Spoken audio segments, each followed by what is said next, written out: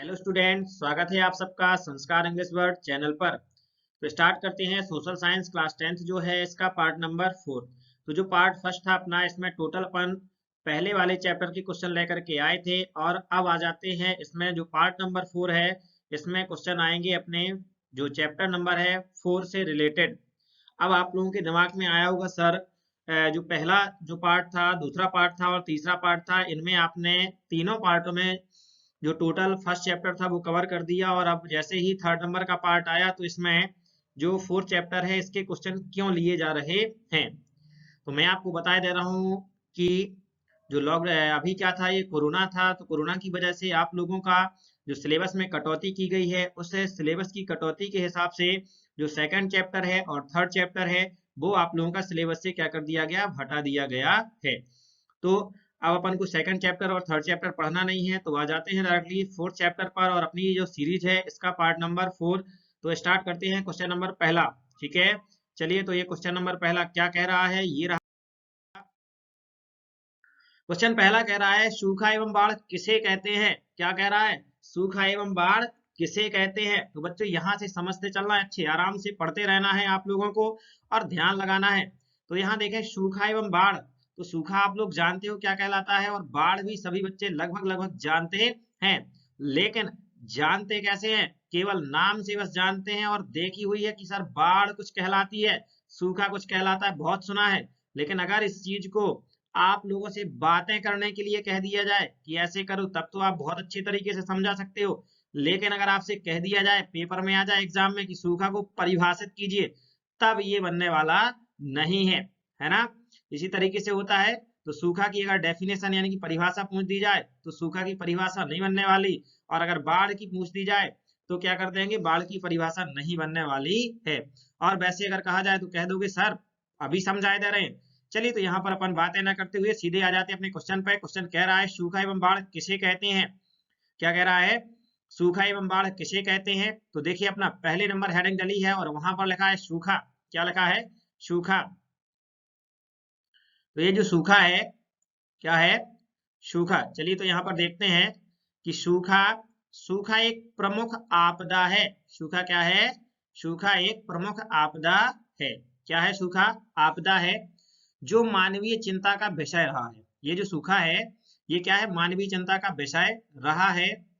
हमारे राष्ट्र में बहुत कम ऐसे क्षेत्र है जहां सूखे की समस्या का सामना नहीं करना पड़ता है। लगभग लगभग बहुत सारे, यानी कि कहा जाए तो 80 या 85% जो क्षेत्र है इसमें सूखे का सामना क्या होता है, करना पड़ता है। और जो नहीं करना पड़ता था, तो अब आगे चल करके सूखे का सामना हमें करना पड़ेगा। क्यों करना पड़ेगा, क्योंकि हमने क्या किया है, प्राकृतिक संसाधन जो संसाधन है इनका जो है वो दोहन क्या किया है, अनुचित तरीके से किया है। और प्राकृतिक भंडार अब क्या होते गए हैं, बहुत सारे प्राकृतिक भंडार खत्म हो गए, समाप्त हो गए हैं, वन संपदा समाप्त हो गई है। तो स्वाभाविक सी बात है कि अब सूखे की स्थिति निर्मित होने वाली है, वो भी कहाँ, हर क्षेत्र में। चलिए, तो किसी भी क्षेत्र में होने वाली सामान्य वर्षा में 25% या उससे ज्यादा की अगर कमी हो जाती है तो उसे क्या कह दिया जाता है, सूखे की स्थिति कहा जाता है। समझ में आई बात को। आपको नोटिस करना है, यहाँ पर क्या बताया है कि अगर किसी भी क्षेत्र में होने वाली वर्षा की मात्रा अगर 25% से कम हो जाती है तब उसे हम क्या कह देते हैं, सूखे की स्थिति कह देते हैं। अब नेक्स्ट इसमें थोड़ा और आगे अपन चले गए, तो अगर मान लीजिए कह रहा है कि गंभीर सूखा क्या है, तो अगर 25 का मतलब यहाँ तो अगर सूखे की बात आए कि 25% से भी कम होती है, और आगे चले गए अपन, अगर मान लीजिए कि 50% से अधिक कम क्या होती है, वर्षा नहीं होती है, यानी कि या फिर 50% नहीं, यानी लगातार किसी भी क्षेत्र, जो किसी कोई क्षेत्र है उस क्षेत्र में लगातार अगर 2 वर्षों तक पानी नहीं गिरा है तब उसे गंभीर सूखे की स्थिति कह देते हैं। समझ में आई कि नहीं आई। तो सूखा क्या है कि जैसे मान लीजिए सूखा उस कंडीशन को कहते हैं कि जहां पर बारिश होती थी पहले, क्या है, बारिश होती थी, तो बारिश होती थी और आज की कंडीशन में केवल बारिश जो है 25% से भी कम हुई है। क्या हुई है, 25% से भी अगर जिस क्षेत्र में कम हुई है तब उसे हम क्या कह सकते हैं, सूखे की स्थिति कह सकते हैं। और अगर मान लीजिए गंभीर सूखा किसे कहते हैं, तो गंभीर सूखा वो कहलाता है कि जहां पर लगातार 2 वर्षों से पानी बिल्कुल भी ना गिरा हो तो वहां पर गंभीर सूखा कह दिया जाता है। तो सूखा और गंभीर सूखा समझ में आया कि नहीं आया? चलिए देखिए, आपको यहाँ ये डायग्राम दिखाई दे रहा है थोड़ा सा साइड में बगल में। चलिए मैं आपको कर्सर से बता रहा हूँ, ये देखो, ये दिखाई दे रहा होगा, इस तरीके से ये कर्सर चलाया गया। यहाँ देखिए दरारें ये जो है मिट्टी की क्या है, फट रही हैं, क्या हो गई हैं दरारें, मिट्टी की जो दरारें हैं ये क्या हो गई हैं, फट गई हैं। यहाँ दिखाई दे रहा है कि नहीं दिखाई दे रहा है? चलिए, तो यहाँ होता क्या है कि आपके सामने ये जो दिख रहा है, यानी कि यहाँ पे ये सूखे की स्थिति का डायग्राम बना है। ये काहे की स्थिति है?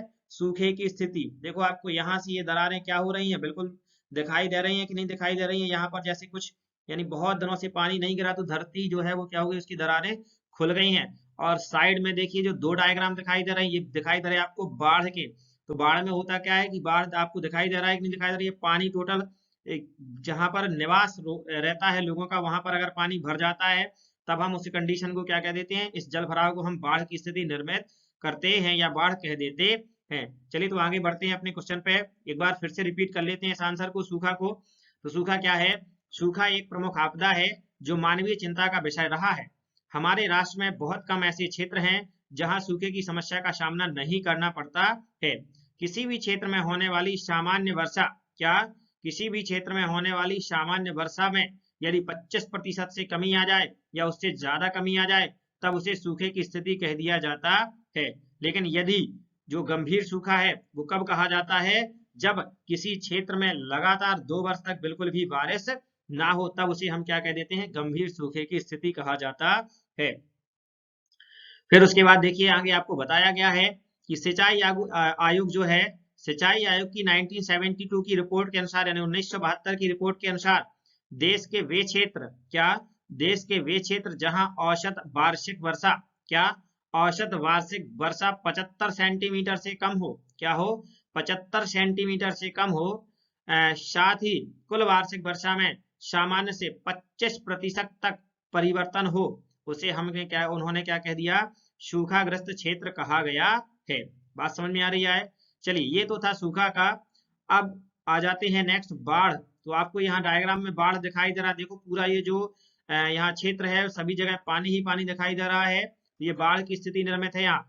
चलिए तो देखते हैं बाढ़ क्या है कि किसी बड़े भूभाग में, किसमें, किसी बड़े भूभाग में किन्हीं भी कारणों से, क्या है, किन्हीं भी कारणों से हुआ जल भराव जिससे जनधन की क्या होती है, हानि होती है, बाढ़ कहलाती है। तो ये थी बाढ़ की डेफिनेशन, क्या थी कि किसी बड़े भूभाग में किन्हीं भी कारणों से हुआ जल भराव जिनसे जनधन की क्या होती है, हानि होती है, बाढ़ कहलाती है। चलिए तो यहीं पर रुक जाते हैं और आपको एक्सप्लेन करके बताते हैं। जैसे ये समुद्र है, अब समुद्र में कितना ज्यादा जल है, बहुत ज्यादा जल है, लेकिन उसे हम बाढ़ नहीं कहते हैं। नदियां पूरी आ जाती हैं, नदियों खूब पानी भर जाए, लेकिन उसे हम बाढ़ नहीं कहेंगे। कब तक? जब तक वह जो नदी का जल है वो हमारे यहाँ के जो आसपास का जो क्षेत्र है वहां की जन धन को हानि ना पहुंचाए, तब तक हम उसे बाढ़ नहीं कह सकते हैं। क्लियर? बाढ़ उसे तभी कहा जाता है जब वो हमारे जनधन को क्या, ऐसा इतना जल भराव हो जाए, क्या हो जाए, इतना जल भराव हो जाए कि हमारे यहाँ के जो आसपास का क्षेत्र है उसका, उसकी जनधन की क्या हो, अपार हानि हो, तब उसे क्या कहा जाता है, बाढ़ कहा जाता है।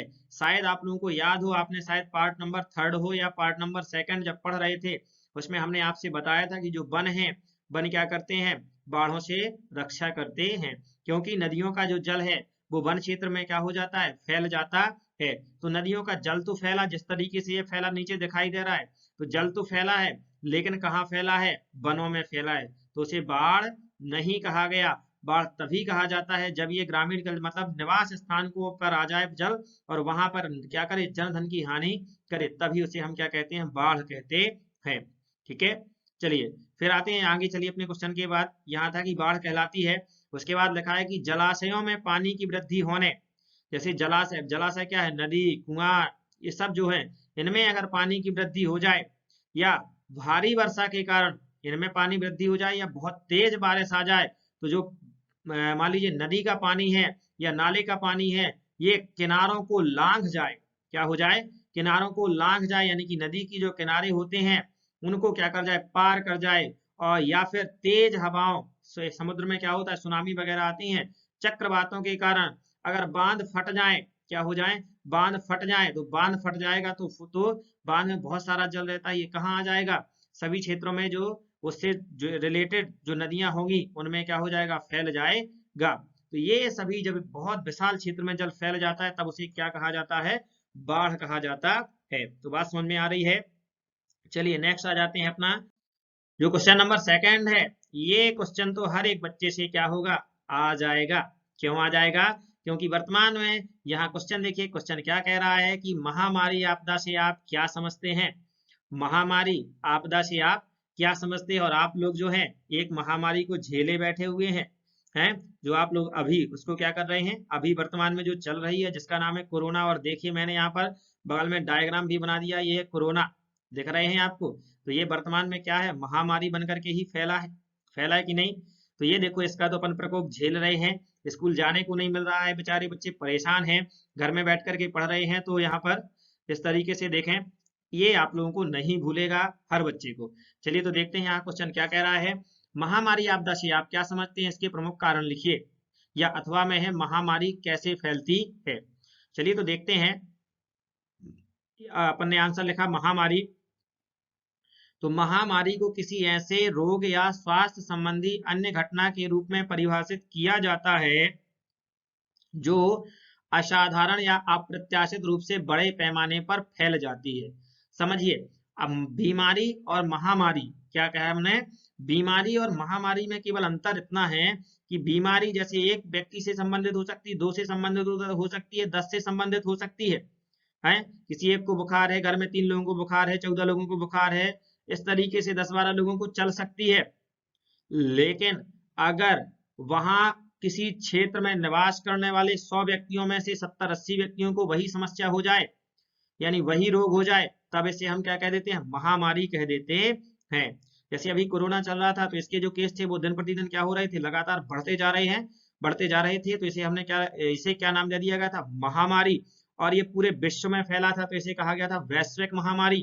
ठीक है, चलिए तो महामारी और बीमारी में केवल अंतर इतना है कि महामारी जो होता है वो संपूर्ण क्षेत्र को प्रभावित करती है, और बीमारी जो होती है 1 या 2 इंसान को यानी कि प्रभावित करती है।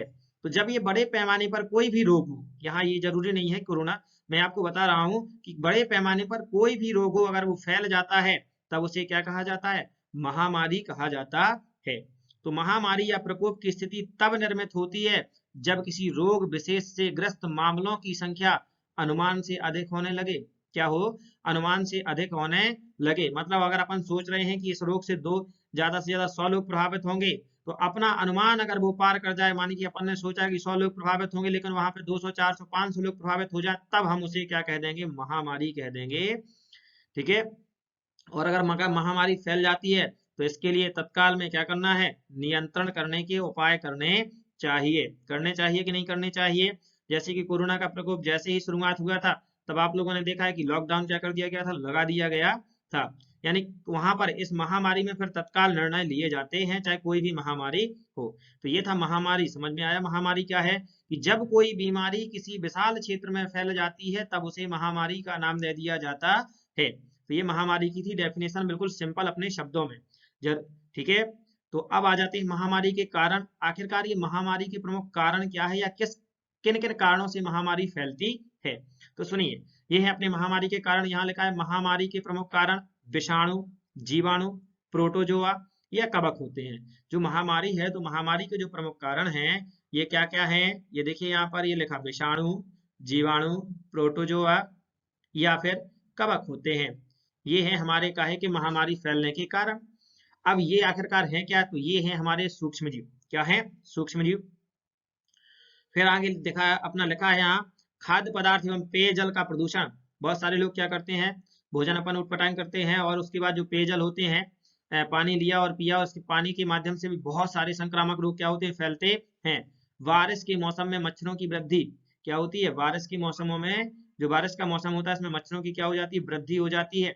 और वृद्धि हो जाने से आप लोगों ने सुना होगा मलेरिया, टाइफाइड जैसे रोग क्या हो जाते हैं, फैल जाते हैं। पर्यटक एवं प्रवासी लोगों की अत्यधिक भीड़, यानी कि पर्यटक मतलब जो घूमने के लिए आते हैं, तो पर्यटकों पर क्या होता है, प्रवासी यानी कि जो केवल रहने के लिए आते हैं, बहुत मतलब इस तरीके से कुछ समय के लिए। तो इन लोगों की अत्यधिक भीड़ और वातावरण पर प्राकृतिक आपदाओं का प्रभाव इन सभी के कारण क्या होती है, महामारी उत्पन्न होती है। तो महामारी के कारण आप लोगों से बनेंगे। मुख्य कारण तो क्या है, जीवाणु, प्रोटोजोआ, कवक, इस तरीके से ये विषाणु, ये क्या है, मुख्य कारण है। लेकिन फिर उसके बाद जो क्या है अन्य कारण है, वो ये है हमारे खाद्य पदार्थ एवं पेयजल का प्रदूषण, बारिश के मौसम में मच्छरों की वृद्धि, पर्यटक एवं जो प्रवासी लोग हैं उनकी अत्यधिक भीड़, तथा वातावरण पर प्राकृतिक आपदाओं का जो प्रभाव है, ये जो है इन कारणों से महामारी क्या है, फैलती है। चलिए तो नेक्स्ट आ जाते हैं अपने अगले क्वेश्चन पे। और क्वेश्चन नंबर 3 हमारा क्वेश्चन ये कह रहा है कि बाढ़ आपदा को नियंत्रित करने के उपाय बताइए। यानी कि जो बाढ़ है, अभी थोड़ी देर पहले जो अपने इसका फर्स्ट नंबर का क्वेश्चन था वो पढ़ रहे थे, उसमें था बाढ़ के बारे में। अब मान लीजिए बाढ़ आ जाती है, तो बाढ़ आपदा से कैसे बचा जा सकता है। तो देखें, बाढ़ आपदा से बचाव के उपाय निम्न है। नंबर 1, यहाँ कह रहा है कि नदियों के ऊपरी क्षेत्रों में अनेक जलाशय बनाए जाएं।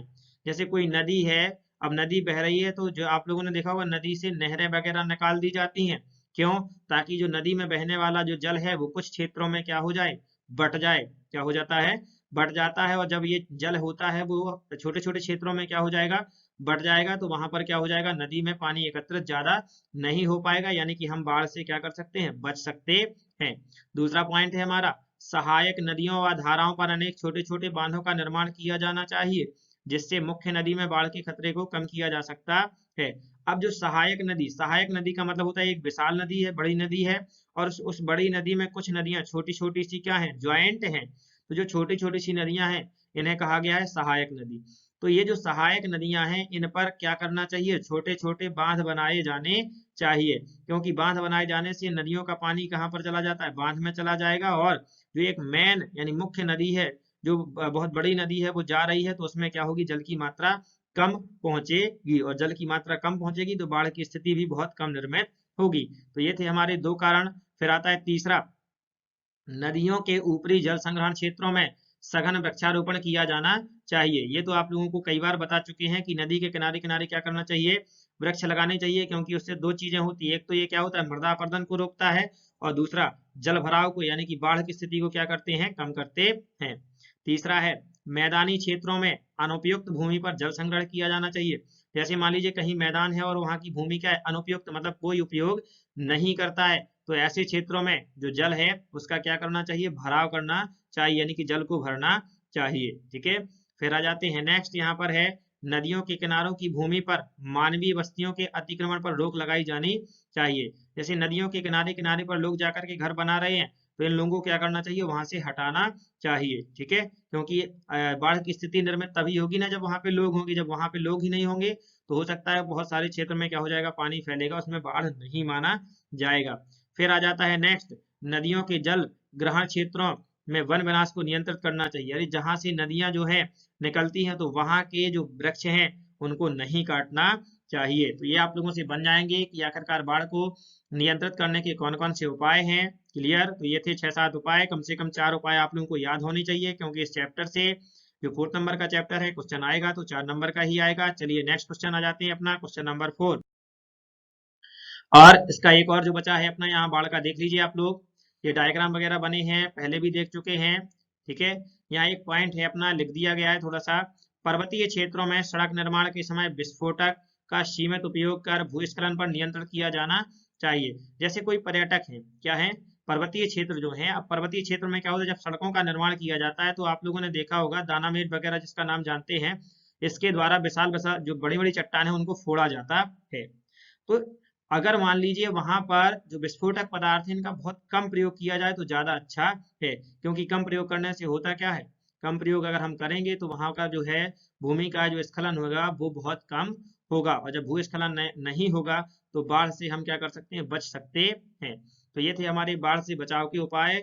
अगर हमने ऐसा नहीं किया तो देखिए बाढ़ कितनी जो स्थिति है कितनी भयंकर होती है। उसका आपको 2 यहाँ पर डायग्राम दिखाई दे रहे हैं। ये लोग यहाँ से क्या कर रहे हैं, निकल रहे हैं बेचारों को घर से, अपने बेघर हो रहे हैं, घर से जा रहे हैं छोड़ छाड़ करके सब कुछ। और यहाँ पर सब तो क्या है, इस साइड जो डायग्राम जो दूसरा दिख रहा है, यहाँ तो सब कुछ क्या है, जलमग्न है। तो अपन आ जाते हैं अपना जो क्वेश्चन नंबर 4 है यहाँ पर। तो क्वेश्चन नंबर 4 कह रहा है कि सूखा आपदा से निपटने के लिए कोई 4 उपाय बताइए। क्या कह रहा है, सूखा से बचाव के कोई 4 उपाय बताइए। तो हमें बताना है, अभी पहले बताया अपन ने बाढ़ से, अब सूखा के बारे में आ जाते हैं। तो देखिए यहाँ पर लिखा अपन ने कि सूखा से बचाव के उपाय निम्न है। नंबर 1 हेडिंग डाली, सूखे पर नजर रखना। सूखे पर नजर रखने से तात्पर्य ये क्या है, अब आप लोग समझ रहे होंगे कि सूखा आ रहा है, बढ़िया हम उसे देख रहे हैं कि सूखा आ रहा है, उस पर नजर रखिए। अरे नजर रखने का मतलब ये नहीं है। तो देखिए यहाँ पर देखिए क्या करना है कि इसके अंतर्गत वर्षा पर नियंत्रण, निरंतर जो है वो हमें क्या करना चाहिए, नजर बनाए रखना चाहिए। यानी पानी के बारे में हमें लगातार क्या करना चाहिए, सोचना चाहिए। फिर आता है दूसरा, पानी के संग्रह स्थलों में पानी की मात्रा पर नजर रखना चाहिए। जिन जिन क्षेत्रों में पानी संग्रह किया जाता है तो हमें याद रखना चाहिए कि वो क्षेत्रों में पानी है या नहीं है। ठीक है, तो उनके जो जल स्रोत हैं उन्हें लगातार क्या करते रहना चाहिए, देखते रहना चाहिए। जल की मात्रा की जल की मात्रा की उसकी आवश्यकता मात्रा में जो है उसके क्या करना चाहिए, तुलना आदि से सम्मिलित किया जाता है। जैसे जैसे अपन को पता है कि उसमें जितनी मात्रा है जल की और उसका उपयोग कितना होना है, दोनों को हमें क्या करना चाहिए, ध्यान में रखना चाहिए। चलिए ये तो था बहुत थोड़ा सा डिफिकल्ट पॉइंट था। नेक्स्ट पॉइंट है बिल्कुल सिंपल पॉइंट है, और इसमें क्या है, जल संरक्षण। क्या लिखा है, जल संरक्षण। तो जल संरक्षण तो आप समझते हैं कि क्या कहलाता है, जो बारिश का जल है उसे हमें क्या करना चाहिए, संरक्षित करना चाहिए। क्यों, क्योंकि जब हम जल संरक्षित कर लेंगे तो आगे भविष्य में हमें वो जल क्या हो जाएगा, काम आ जाएगा। मान लीजिए पानी नहीं गिरता है तो हम उस जल से अपना काम कर सकते हैं। तो ये है अपना, चलिए देखते हैं यहाँ पर। इसमें घरों तथा कृषि क्षेत्रों में वर्षा के पानी को क्या करना चाहिए, संचित करना चाहिए। यह उपलब्ध पानी की मात्रा को क्या करता है, बढ़ा देता है। जल संचय वर्षा के पानी को निचले क्षेत्रों तथा तालाबों आदियों में एकत्र करके या इसे पृथ्वी के अंदर अवशोषित करा करके हम क्या कर सकते हैं, जल को संग्रहित कर सकते हैं। ठीक है, और जल को अगर हम संग्रहित कर लेते हैं तो संग्रहित कर का जो संग्रहित जल है इसका सबसे ज्यादा उपयोग किया जाता है सिंचाई के क्षेत्र में, यानी कि कृषि के लिए ये क्या होता है, उपलब्ध इसका हो जाता है, यानी हम कृषि के क्षेत्र में इसका उपयोग कर सकते हैं। चलिए तो नेक्स्ट हेडिंग है, सिंचाई के साधनों को बढ़ाना। क्या करना, सिंचाई के साधनों को बढ़ाना। तो जब हम सिंचाई के साधनों को क्या करेंगे, लगातार बढ़ाएंगे तो सूखे की स्थिति क्या होगी, वो निर्मित नहीं हो पाएगी। ठीक है, चलिए फिर आ जाते हैं, नेक्स्ट है वनारोपण। तो ये तो सभी में पॉइंट आ जाना है, वन को रोपण करना। तो वृक्षारोपण या वनारोपण या वृक्ष लगाने का कार्य बड़े पैमाने पर किया जाना चाहिए। क्यों, क्योंकि अगर वृक्ष अधिक होंगे तो वहां पर पानी जो है यानी वर्षा की संभावना अधिक हो जाती है, क्योंकि वृक्ष जो होते हैं वो बादलों को क्या करते हैं, आकर्षित करते हैं। इसीलिए हमें वृक्ष को क्या करना चाहिए, लगाना चाहिए। फिर नेक्स्ट है आजीविका योजना, और इसके बारे में आजीविका योजना जो है, यानी कि अगर सूखा आ भी जाता है तो हमें करना क्या है कि विभिन्न प्रकार के जो छोटे और छोटे रोजगार है वो हमसे आने चाहिए। तो उन रोजगारों के बारे में हमें क्या करना है, बढ़ावा देना है।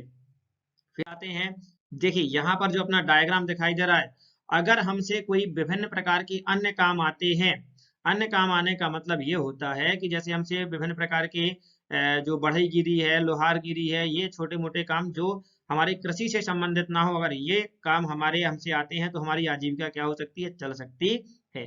ठीक है, और अगर ये काम नहीं आते, केवल कृषि पर निर्भर हैं, तो यहाँ पर जो आपको यहाँ पर ब्रैकेट में क्या है, ये डायग्राम में किसान भाई दिखाई दे रहे हैं, ये दिखाई दे रहे हैं। फिर इस तरीके से अगर आपको काम नहीं आता है तो फिर इस तरीके से आपको क्या करना पड़ेगा, बैठना पड़ेगा, ये कंडीशन हो जाएगी। अगर सूखे से बचना चाहते हो तो आपके जो अन्य कार्य हैं वो भी आपसे आने चाहिए। ये है सूखे की स्थिति। यहाँ पर देखिए जमीन बिल्कुल पूर्ण तरीके से सूखी दिखाई दे रही है। तो ये था अपना सूखे के बारे में। तो सूखा और बाढ़ ये सभी अपन क्या कर चुके हैं, पढ़ चुके हैं। अब आता है नेक्स्ट क्वेश्चन अपना 5 नंबर का क्वेश्चन, और इस वाले पार्ट का ये है अपना लास्ट क्वेश्चन। इसके बाद आएंगे नेक्स्ट वाले पार्ट में आपको नए नए क्वेश्चन लेकर के। तो देखें 5वें नंबर का ये जो क्वेश्चन है, इसमें क्या कह रहा है कि घर में आग से बचाव के कोई 4 उपाय बताइए।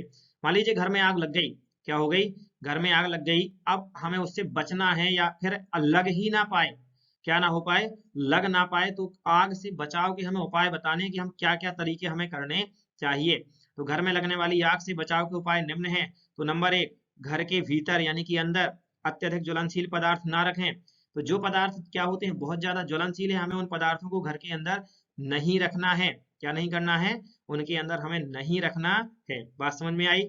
और दूसरा वाला, घर से जब भी बाहर जाएं, क्या हो, घर से जब भी बाहर जाएं तो जितने भी बिजली के उपकरण हैं, गैस हैं, ये सभी हमें क्या कर देने चाहिए, बंद कर देने चाहिए। ठीक है, दूसरा।